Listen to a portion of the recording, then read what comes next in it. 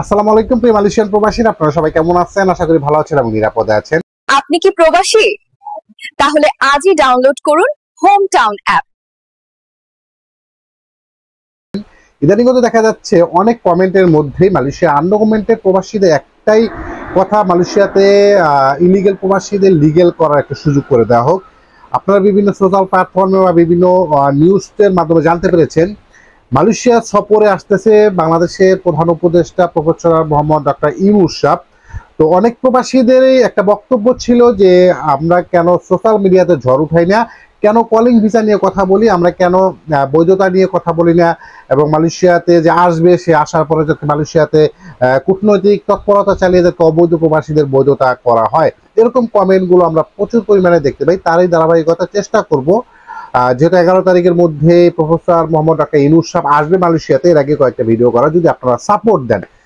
তো আসলে আমরা ভিডিও করলে এই বিষয়টা যে তারা আমলে নিবে ব্যাপারটা এরকম না, হয়তো তারা আসার পরে মালয়েশিয়া প্রবাসীদের সাথে বসে কোনো রকম সমঝোতা করে না। এর আগে আমরা দেখেছি উপদেষ্টা আসিফ নজরুল স্যার মালয়েশিয়াতে আসার পরে সে তার মতো করে মন্ত্রণালয় মিটিং করে চলে গিয়েছে। দেন প্রবাসীদের একটা আক্ষেপ ছিল কেন আমাদের সাথে সাময়িকভাবে একটি আলাপ আলোচনায় বসলো না।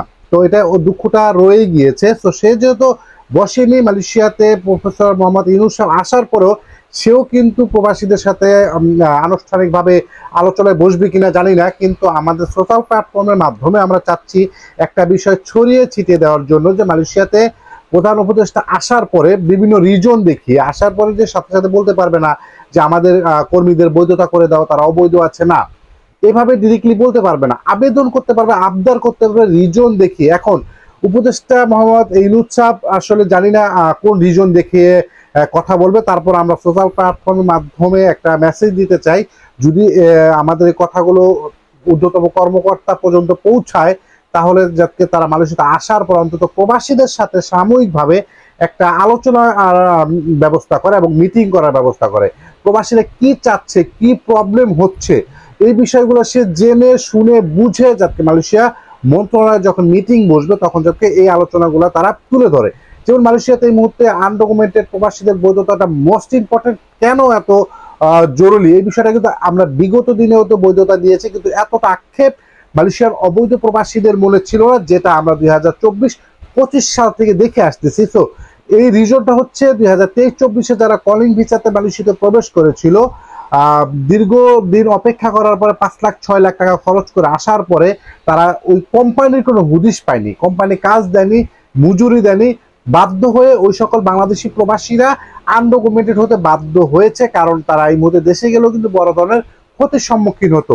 তারই ধারাবাহিকতায় মালয়েশিয়াতে এই মুহূর্তে হাজার না লক্ষ ছাড়িয়ে গিয়েছে অবৈধভাবে মালয়েশিয়াতে বসবাস করতেছে। বলতে পারেন তাহলে আনডকুমেন্টেড প্রবাসীদের তো দেশে যাওয়ার সুযোগ দিয়েছে, তারা কেন সেটা গ্রহণ করতেছে না?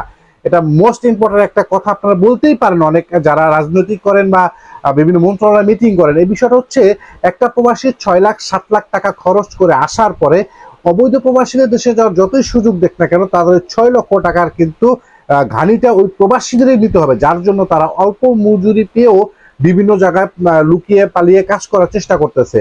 তো তারই ধারাবাহিকতা ওই সকল প্রবাসীদেরই বড় আক্ষেপ, বড় ইচ্ছা, বড় আবেদন বিভিন্ন মন্ত্রণালয়ের মাধ্যমে যাতে তাদেরকে এই কথাগুলো বলে বৈধতার একটা ব্যবস্থা করে দেওয়া হয়। আর মালয়েশিয়াতে প্রফেসর মোহাম্মদ ডক্টর ইউনূস সাহেব আসার পরে সে বিভিন্ন বিষয়ে কথা বলবে যাতে অবৈধ প্রবাসীদের বৈধতার একটা সুযোগ দেওয়া হয়, এই রিজনগুলো সে যাতে তুলে ধরে আবেদন করা হয়। অবশ্য এই বিষয়টা সে আবেদন করতে পারবে, দেওয়া না দেওয়াটার মর্জি হচ্ছে একমাত্র মালয়েশিয়ার প্রধানমন্ত্রী। তো সে কিন্তু তার মতো বলে যেতে পারে, যদি প্রবাসীদের নসিব বা ভাগ্য ভালো থাকে হয়তো বা বৈধতা দিতেও পারে, কিন্তু সে আবেদন করতে পারে। কিন্তু সর্বপ্রথম এটার উপরে কঠিন জোর দিতে হবে, এটার উপরে একটা নজর দিতে হবে প্রধান উপদেষ্টা মোহাম্মদ ইউনূস সাহেবের, কারণ সে যদি এটার উপরে জোর দিয়ে কথা বলে আশা করা যাচ্ছে ভালো একটা রেজাল্ট আসতে পারে। তো আমরা সেই অপেক্ষাতে রইলাম। আপনারা ভিডিওটা পারলে শেয়ার করে দিবেন, সব বন্ধুদেরকে দেখার সুযোগ করে দিবেন, তারা যাতে ভিডিওটা শেয়ার করে বাংলাদেশের ঊর্ধ্বতম কর্মকর্তাদের পর্যন্ত পৌঁছানোর চেষ্টা করতে পারে। তো সকলে ভালো থাকবেন, নিরাপদে থাকবেন, দেখা হবে নেক্সট কোনো ভিডিওতে। আসসালামু আলাইকুম।